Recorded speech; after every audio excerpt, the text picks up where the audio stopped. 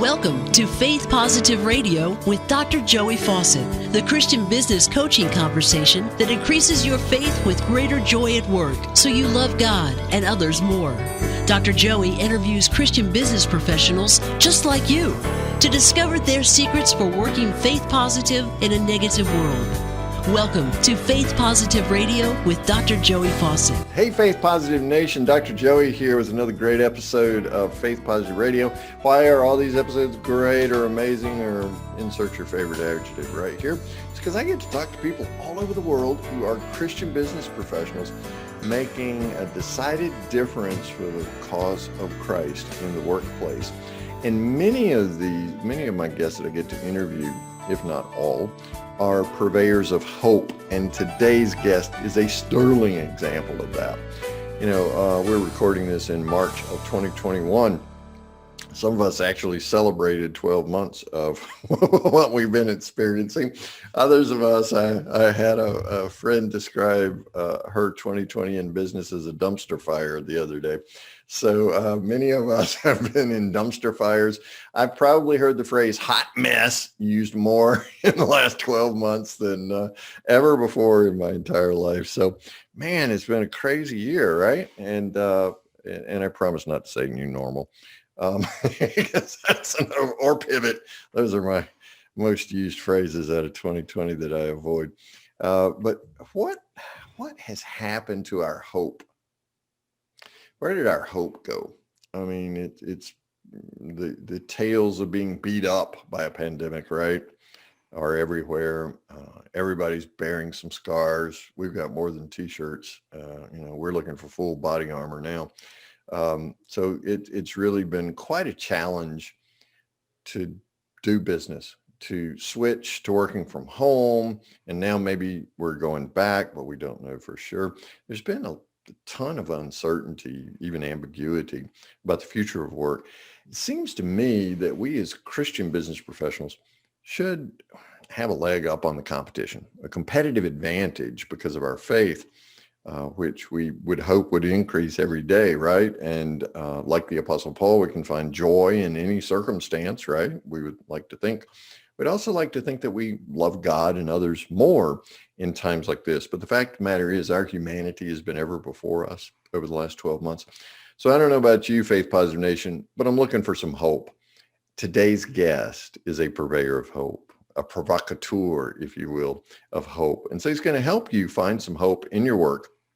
He's going to help you find how you can be Christ in the workplace. And that begins by deepening your own personal relationship with Christ. So in order to change the culture, you change yourself and you invite Christ to do that. So Faith Positive Nation, help me welcome Steve Chaparro. Steve, welcome to Faith Positive Radio, buddy. Thank you, Dr. Joey. It's great to be on the show with you. This has been an awesome opportunity, so I appreciate the invitation. Oh, man, it's my privilege. I'm delighted that our friends Tom and Karen Schwab at Interview Valet connected us. Yes, for sure. So I don't think I was overplaying our need for hope in that introduction of you, was I, Steve? No, not at all. I mean, I think, if anything, 2020 has exposed and leveled, our collective need for hope. I think for some, there may be, even before COVID, we may have said to ourselves, everyone's different. Yeah. And everyone has a different sense of how well their life is going. Mm-hmm. But I think 2020 leveled the playing field for all of us, no matter how good our life was before COVID. It's almost like BC. Before COVID, everyone was experienced life to a different, degree, but we all experienced trauma, crisis, collectively, individually and collectively through 2020, and the need for hope. My gosh. It exposed it for all of us. It really did. It really did. Now your emphasis is on culture. Transformation, really. Mm-hmm. Can I refer to it as that? Right. And you said something interesting before we started recording this episode of Faith Positive Radio. You talked about how leaders, in order to lead culture change well, must change themselves. Yeah. Wow. Talk about that for us. Yeah, it's just been, in my 20 plus years of experience, for some that's not too long, for others that might be an eternity. I think for me, I have just observed in my own journeys, either one within the organizations that I've been a part of, whether Mm-hmm. sometimes they're faith-based organizations like Mm-hmm. churches, Mm-hmm. in some cases they're corporations that are Right. on the NASDAQ or the Dow. I think I have definitely seen that whenever a leader espouses to bring about transformation in any organization, there has to be this understanding of whether or not what the leader is saying and doing, not only is what is their message, but also what is their behavior, Mm-hmm. and how does that align with what they're asking the organization to do, especially if there is this charismatic leader who is really good in Mm-hmm. persuading people, but then they look back to that leader, and that leader, he or she, is not doing what they're telling the organization to do, or they're telling folks to change in ways that they have yet to change themselves. And especially with the environment that we're living in right now, the business climate, Mm-hmm. that things are changing so rapidly. Mm-hmm. And so new It's ways of crazy. thinking, new ways of behaving need to be part of it. And I just, so necessary for that change to be lived. And I think we've known that. I think in leadership, we understand that in general, Mm-hmm. but the way it's being applied in this day and age, I'm literally 2021, Mm-hmm. is somewhat different than in past contexts. Oh man. Yes. Authenticity is the word that comes to Yeah. my mind as I listen to you. Yeah. And the millennial generation, particularly, that's starting businesses, if you're in your late 20s to about 40 now, you're really hitting your stride in the work world, or beginning out to hit your stride. They sniff out Oh, they inauthentic do. behavior Oh, yeah, for in a sure. New York minute, right? So your walk and talk better align. So it's not, leadership today is not telling the troops what to go and do, but rather to lead from the middle, right? Yeah. And to serve, right, as a servant leader, Hmm. and to find ways to use your own experiences to help others leverage hope in theirs. Yeah, and I think even in 2020, well, a lot of what I heard, especially as people were now sort of sequestered into their own homes to work from home for the most Mm-hmm. part, Mm-hmm. there were struggles with, okay, how do I be productive? My work seems like my workday has lengthened because for some reason working from home seems like the lines between work and home have blurred, Mm. or the fact that I have children in the background, they're learning from home, Yeah. all of these Yeah. different things that employees and maybe managers are having to deal with. But if they see that the executives or the leaders of their company are actually going through the same challenges and not try to hide it, but Mm-hmm. actually saying, you know what, I have these concerns myself. There's a little bit of anxiety that I'm dealing with. There's a little bit of this or Mm-hmm. that. And I think what I have seen in my own work and conversations with the companies, even through 2020, Mm-hmm. have been that the employees want to see that. They want to see that vulnerability, that authenticity, that Mm-hmm. almost says, you know what? It's very much like Christ Mm. coming down from, like God coming down to earth in the form of flesh, sending his Yeah. son, Yeah. and that he says, I understand your challenges. Mm. I have felt those myself. Mm. And this is, I came with a mission, and in the Garden of Gethsemane, I wanted to abandon that. Yeah. But then I no, but this is the mission that I need to be a part of. And I think Mm-hmm. leaders can learn a lot from that, of saying, you know what, the passion that I feel is Mm. not the pleasure that I get from something, but is rather the pain I'm willing to endure to accomplish our mission. But Mm. I think exposing the pain through vulnerability is Mm. so helpful It really for is. people within organizations to see their leader Mm. experience and express. Mm.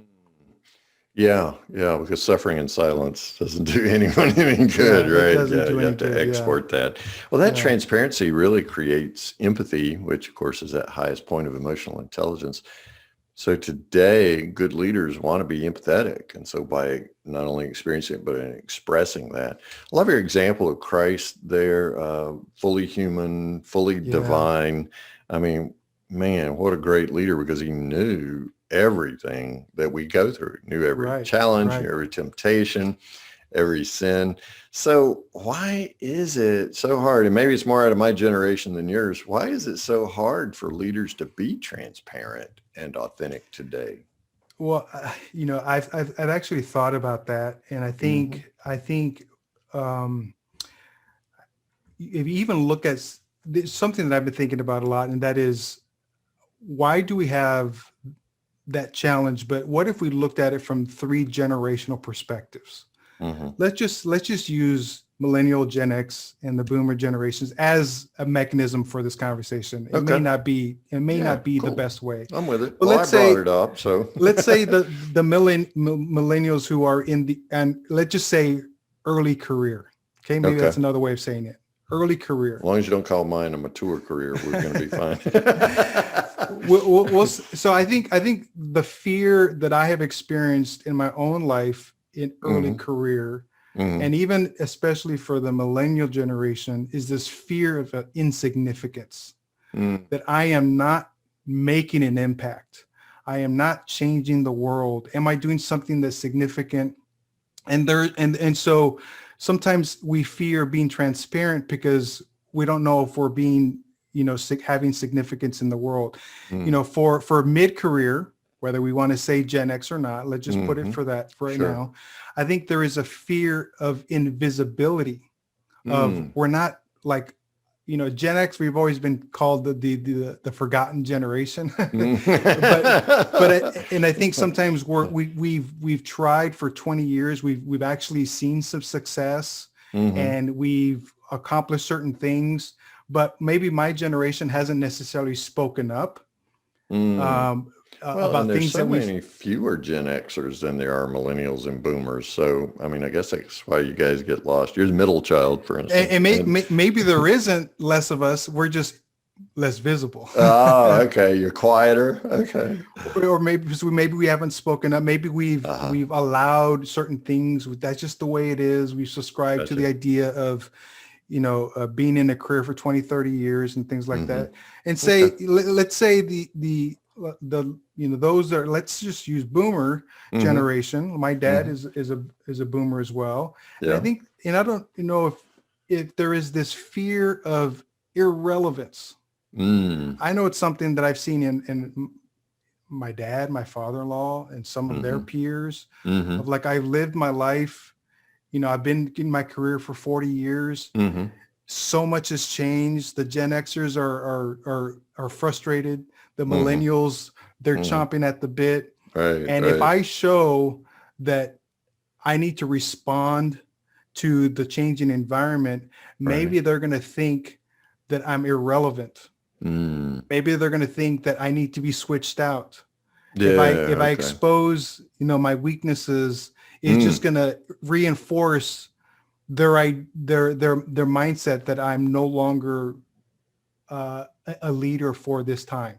Mm. And I think Mm. even Mm-hmm. too, some of the things that I've seen is, when you go from different seasons in your career, your role Mm-hmm. changes. Like I was mentioning Absolutely. to somebody the other day about Cars 3, the movie, Uh-huh. the cartoon, Uh-huh. where it talks about Lightning McQueen, who was this champion racer, had to transition into the next stage of his life to be, a pit crew boss, where he was now Uh-huh. coaching the next generation. Oh, cool. And Mentoring. you're Mm-hmm. mentoring. And so I just think that, I think we fear irrelevance, insignificance, invisibility. Mm. I think at the core of it is just fear that Mm. we're going to lose control, lose our sense of competence, Mm. our loss of pride. There's Mm. all kinds of things that we fear Mm-hmm. when we go through change. Yeah, exactly. Because change brings out those insecurities that perhaps we've harbored within, but in times of pandemic find ourselves a little more raw with. Yeah. So again, as Christians in the workplace, facing up to these fears, right, comes from our faith in Christ. So how can we bring hope to each other, even transgenerationally in the workplace? We know that faith, obviously, one of the descriptions in Scripture is that faith is the evidence of things hoped for. Right. And I think vision is a part of that, to be able to have, things that we hope for, the things are yet to come. Mm-hmm. And so we hope for it. I almost think of it like this visual that I have in my head is of someone extending with their arm, leaning forward into the future and looking to grasp something that is there. It's there. We have yet to be able to grasp it, though. So I think that sort of that a little bit of desperation of saying it's there, it's going to happen. And so I think being able to bring that into our workplace and say, it's going to be okay. It's going to be good. Let's band together. There is hope. We all have hope. I mean, spiritually, we have hope. Yes. And I think it's about being open to what that hope will actually look like. Because I think too many times we have a very finite definition of the things that we hope for, and we don't let God do his work. We have a pre-definition, like, okay, my hope is based on this picture of what my answer will be. And so that hope actually translates to expectations. There's a big difference between hope and expectation. I've always been taught and teach my kids, always have hope, but leave expectations. And how do I leave my expectations, though? Because I hope for it. Yeah, the expectations are things that it's a very finite way of envisioning what I need and what I want. Right. And if that very defined sort of picture doesn't happen, then I will get frustrated because it didn't happen the way I thought. It didn't happen the when I thought, and it didn't happen how I thought. So for me, that's a definition of what expectations are. But hope is really defined like, okay, I know that God will respond. God will provide what I need, maybe not what I want. He will respond when he wants, and he will respond how he wants. So it's an open-handedness, an open-heartedness of allowing God to define what that actually looks like. I just think that too many times, and I've seen it in my own life, that we can predetermine too many times of what that looks like and not allow God to do his work. Wow. And really at root, what you're describing, Steve Chaparro, is us wanting to play God and be in control. For sure. Because I'm setting up the expectations. That's my picture that I've painted. My self-limiting beliefs, for instance, are right there in that picture, right? So, man, the spiritual fortitude that it takes to release. Yes. My AA friends say, let go and let God, right? To be able just to live into that trust that God, your Father's ways and thoughts are higher than yours. And so I can trust God and I can hope in God, and whatever results come as I move led by the Spirit, then I can accept those and move forward and avoid that frustration or disappointment that comes from trying to paint my own picture of what the future looks like. Well, I mean, how many of us have heard that term, don't hold your breath? Like, that's like every time you say, I hope for something, and it's a wild and crazy picture, right? Or a BHAG. Yeah. That's what you hear. Don't hold your breath for that. But I think sometimes even distinguishing, is it a hope or is it an expectation? Because for me, I think when I do hold my breath about any expectation I have, even the fact that I'm holding philosophically or even literally holding my breath, I am waiting on a certain defined expectation to happen. Self-defined expectation. Self-defined expectation. And I think that what 2020 has also exposed in many of us is that we have been holding our breath about what's going to happen in 2020. And sort of that control, wanting to control and not being able to control has resulted in anxiety. off the and scale, man. off the scales in terms of Mm. anxiety that has been exposed in a lot of us, me included. Mm. And I think for me, it's about one, inhaling the goodness and hope of God, but also Which means you got to stop exhaling. holding your breath, right? Yeah. Stop holding your breath, but not just breathe in, All but right. breathe out. Exhaling. Yeah. Exhale. And the exhale for me is representing control that we sometimes want to have. Letting go. Like you said, let go and let God. Yeah, so I'm inhaling the Holy Spirit, right? The pneumos, or in the Hebrew Bible, the ruach, right? From our creation.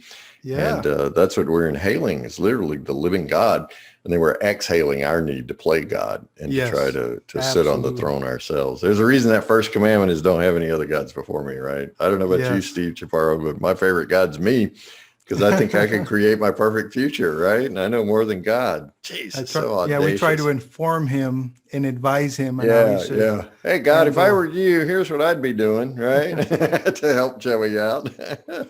Steve Chaparro is my guest today. He's a organizational cultural guru, right? And really understands how we can, as leaders, and particularly as Christian leaders, open ourselves up to become the persons that God intends for us to be so that we can lead our organizations or our teams wherever we might find ourselves.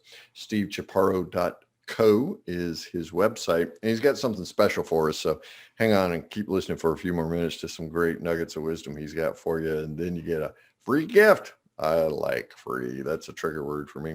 Steve, tell us what some of the challenges you see for us as Christian business professionals moving forward now.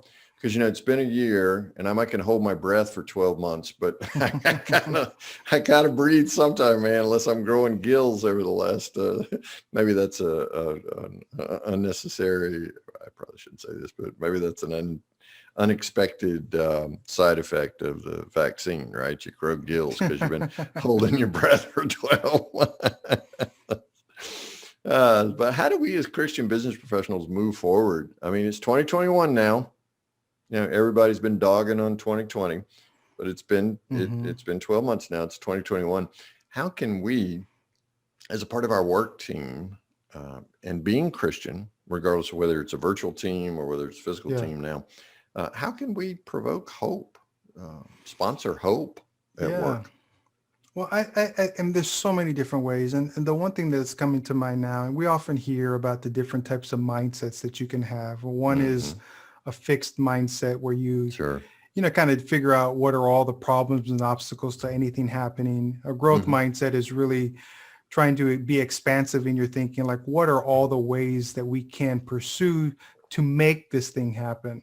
Right. And I think even having an open mind, open heart to what the future can be, outside of our own control. And I think just being open-minded, almost being a little bit, I think there's phases that we can go when we're more divergent in our thinking.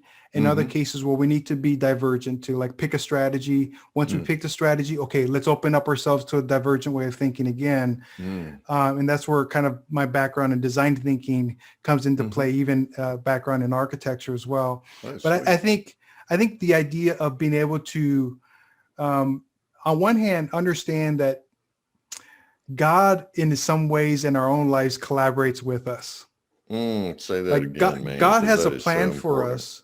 God has a plan for us that he predetermined since before we were ever in existence. Sure. But he collaborates with us so that we can give our input, our own desires and needs, so that co-creative way of working will bring into things that may not have existed in the ether, if you will, before. So I think in the same way, what can we do as leaders, even though we have visions and strategies for where we think we could take our companies or organizations, what can we do to involve our employees, to co-create and to collaborate what we will do together? Because anytime you do something together, whether it's an outside partner, an employee team, or whomever, your spouse, it's a co-creative effort. And it's been able to say, let's figure this out together. Yes. And so I think that's really important to think about. And I think That's sometimes a hard thing for some leaders to do, is to invite people into the process, invite people into the thinking, because we have subscribed to the deceitful lie that we should be the smartest people in the room. Oh man, if I'm the smartest person in the room, I'm leaving and finding another room, because I'm not going to be growing much, and their expectations are going to be way too high, right? Exactly. Yeah. But we're back, Steve Chaparro, to authenticity, transparency. Yep. These are the things that we as Christians in the workplace can begin to just adopt as our methodology, right? Yeah. Man, I don't want to see the spit polished faith of somebody else. I want to know what it took to get to where you are today. Absolutely. And I mean, there's so much into that. If I could speak into that a bit, I see so many people, especially so-called gurus or experts, that want to, spout their successes. Yeah. Kind of Instagram, an Instagram version of, here's the mountain peaks that I've climbed. Yeah. But I love saying, and this is just I don't know why it's such a poignant thing for me, but I love to say that I learned from your scars far better than I do your trophies. Oh man, say that again, brother. I learn more from your scars than I do from your trophies. Thank you. And because I think too many times, I just don't like it. Like, oh, here's what I've accomplished. Here's what I learned nothing from that. What I want to learn is how you navigated the messy middle. Yeah, messy. That's a great word, because it's all messy this side of Eden, right? Yeah. I got mud all over me. What about you? Yeah, for sure. And for me, I don't know if it's just my personality type, but I tend to learn more from those lessons, because lessons are really learned from the messy middle. Lessons are not learned on the mountain peak. And so but our temptation is like Peter at the Transfiguration. We want to camp out on those mountain peaks. Yeah. Hey, Christ, let's build some temples up here. Let's put some booths up in place so that we can hang out right here. But where does Jesus lead us every time, Steve? Yeah. Back down to where we all are. It's good to celebrate those mountain peak, moments. Right. I feel like many times I personally don't do that enough. I'm always like, okay, I want to do that deep work, that deep, messy work, because that's just my personality. When I do ever reach a so-called mountain peak, I'll glance around for, maybe a minute before I go off and running again. Well, to conquer the next one. Celebration really is important, because it, as we're there celebrating, we took a lot of effort and self-discipline to get us there, sure. But man, what an awesome opportunity to praise God right there on that mountaintop, and to say, I didn't get here by myself. The Father brought me here, but wow, I'm a child of His, and He loved me enough to put me here. So I am worthy because of Christ. And especially as a leader, I think leaders, especially those that lead companies, executives, that mountain peak celebration is good for the organization to thank them for the hard work that they've done, to appreciate them, to say this is great. Because I think too many type A leaders like myself don't do that well enough, and then we realize we don't realize the wonderful opportunity we have to have empathy, to celebrate, to uplift, to encourage, to acknowledge those around us. Sometimes we're just kind of move on too quickly, and I think that's part of being an empathetic leader. Well, and when you remember Christ's return, He didn't take us right to the Great Commission and the Ascension. What did He do? Well, He met the boys fishing. Yeah. What did He do? He fixed them breakfast on the shore. Yeah. Food's always a great time for fellowship, right? So, and then He tells them how to fish. Yeah. And there He is, right? Sitting down, celebrating. Hey, I'm with you, and I'm going to be with you always. Steve Chaparro is my guest today, Faith Positive Nation. Steve, you got something special for us at your website. I do. So I'm very passionate about visionary leaders and helping Mm-hmm. them on their own journey. And I think many times it involves the inner journey of a leader. Yeah. Many leaders who have visions are frustrated. That's been part of my narrative and part of how God has worked in my life. So this is a free audio course. It's a 7-day audio course called Frustrated Visionaries: How to Transform Your Frustrations into Movements of Change. And so it's available for folks free on my website at stevechaparro.co/frustrated. stevechaparro.co/frustrated. And if you're walking the dog, right, or on your bike or something, Chaparro is CHAPARRO. Just go to getpositive.today and put in Steve C and in the search box, and you'll find him right there. And we've got a link to stevechaparro.co/frustrated. I mean, it's messy, right? So you get frustrated. Man, Yes, I love that yes. emphasis on inner journey in order to bring about the change that we want to see in our organizations. See, Faith Positive Nation always wants to know from my guest about a favorite Bible verse or Bible passage. Man, obviously you read the word, and you know there are about 66 books out there, but what's your favorite passage? I have many favorites, but this is one that I'll bring up. I think it's very fitting for our conversation today, and it's Romans 12:2. And do not be conformed to this world, but be transformed by the renewing of your mind, that you may prove what is that good and acceptable and perfect will of God. Why is that your favorite today, Steve? I think, I had a conversation with a friend one time. We were thinking about the future. Yeah. And he asked me this question. He said, Steve, what do you desire most for others? And I said, transformation. Then he followed up with a very poignant second question. Have you found this for yourself? For yourself. Wow. It's hard to give it away if you don't have it yet. It was then that I realized that which I desire most for others is also that which I desire most for myself, and that is transformation. So when I think about not being conformed to this world, I think of all the comparisons that I sometimes make, whether it's Instagram, whether it's at this stage of my career, whether it's what the world tells me success looks like, all of these things that the world is trying to tell me. Lies. It's just not what the Lord has for us. That's So right. the way for me to be transformed, it happens between, the 6 inches between our two ears, and that's in our minds. Right. So many times I will spend, I'm an avid, I'm an avid, I like to party, but these are pity parties. I'm an avid partier in these pity parties sometimes, and I can have these huge, long arguments with myself in my head about the things that are going on around me. And so much of this transformation is just renewing my mind every single day, sometimes every hour.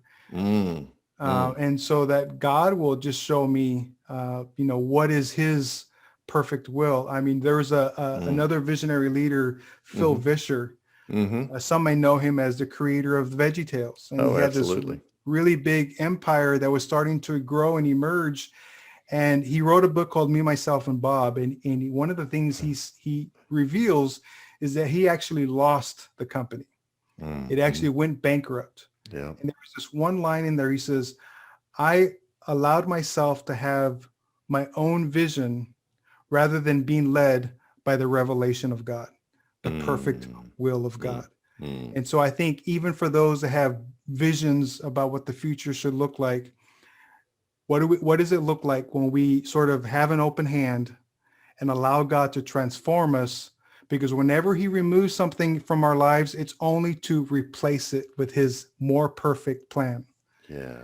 And so those are some things that really drive me, or that I'm really learning about how to be open-handed, open-hearted, open-minded, because I know that whatever God has for me is far greater than what I could ever imagine. Steve Chaparro, you're amazing, man. Hey, Faith Positive Nation, go to stevechaparro.co right now, or just as soon as you can, right? Go there right now and go to stevechaparro.co/frustrated and pick up your free 7-day audio course right there. Get your mind renewed, get your head out of the gutter, and get it up in the heavenly heights, because you're a valuable child of God. God is particularly fond of you, loves you immensely, and so appreciates you being Christ in your workplace. Steve Chaparro can help you get there faster. So, Steve, man, thanks for the gift of your time today. I pray God's blessings on you and what you're doing. Thank you so much. Help our organizations design cultures that really support people and serve people. And pray God's blessings on your amazing wife and those 2 great boys. Thank you so much. And the same to you. Lord bless. Thanks for listening to Faith Positive Radio, the Christian business coaching conversation that increases your faith with greater joy at work, so you love God and others more. Suggest guests and ask questions when you email Dr. Joey at info@getpositive.today. And be sure to get your free gift of the 5 positive business conversations to have today coaching program at getpositive.today. Until next time, may God bless you with everything your heart can hope for and more than your mind can imagine.